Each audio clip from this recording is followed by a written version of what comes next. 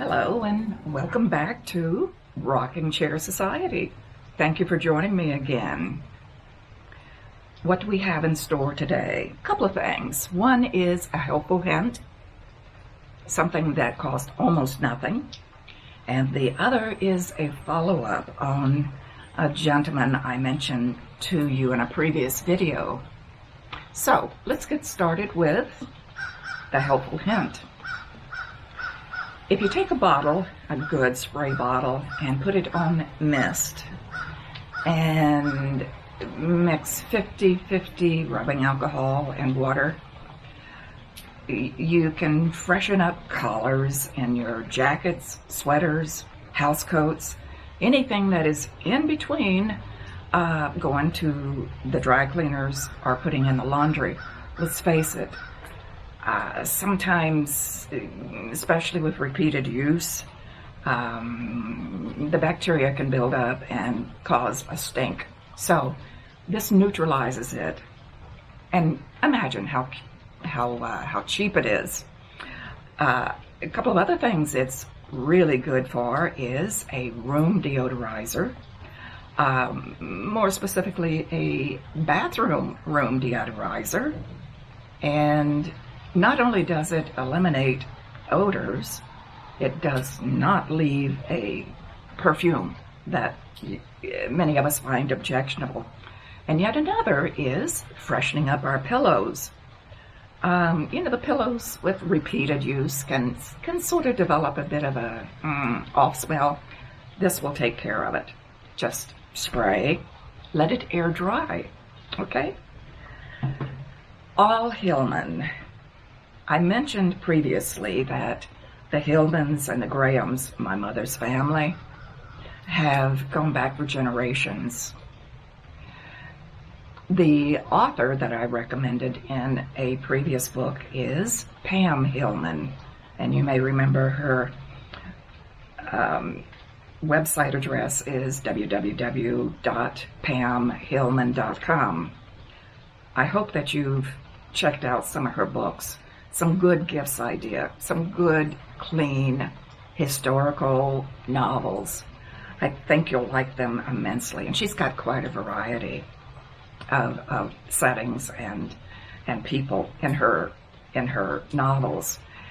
Her grandfather-in-law, All Hillman, helped my mother's family back 1939. My mother's mother, Susie, was pregnant with her 7th child. She was seeing to her husband who was dying, my grandfather who was dying. He had tuberculosis. He had been working with the WPA. They were doing road building and such. And even when he wasn't able to work, the foreman allowed him to be on job site for as long as they could get by with it, because they knew he had a wife and 6 children, going on 7 at home. This was Depression time.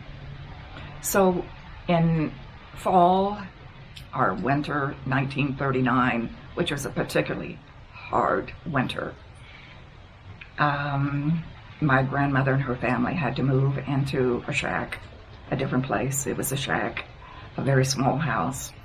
And the back of the chimney was out. It needed to be repaired. All Hillman and his father were terrific builders, carpenters. They knew how to repair things and build things. And so all took a Saturday, went to this shack where the chimney was out, and he repaired the chimney. Well, they needed firewood. The next day, on Sunday, he went back, pulled up some logs out of the nearby woods, and cut them up. Some of his fellow church members on their way to Sunday school saw him chopping wood on Sunday. You know, that's a big no-no, regardless of the reason or the benevolence behind what he was doing, the sacrifice that he was doing for my grandmother and her family.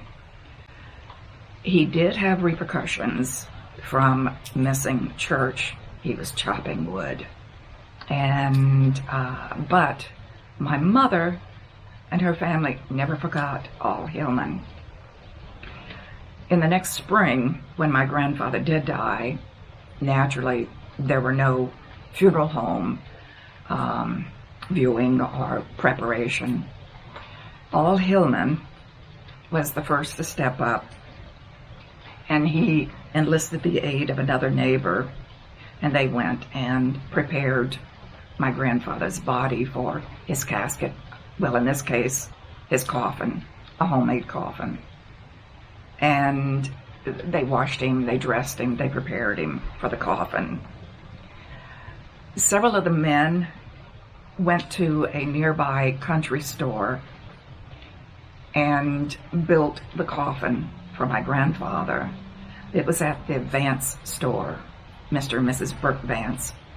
Mrs. Burke Vance took material from bolts of material that she had inside the store and lined the inside of the coffin. That had to be a pretty tough time for the family. As I said, my mother and her family never forgot Al Hillman and the sacrifice that he did. On a trip back to Mississippi, my mother heard that Al Hillman was in the hospital and not doing well. She made a point of visiting him in the hospital.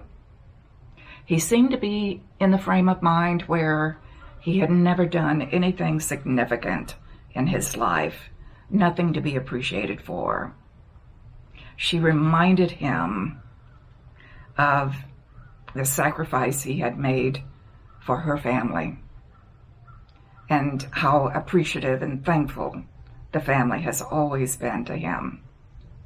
I think that perked him up a little bit. So, next time, I hope you'll join me for another story of someone interesting. This is going to be the story of Ann Sabatino, I think.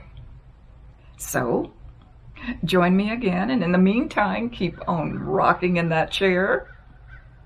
And thank you for joining the Rocking Chair Society. Be safe.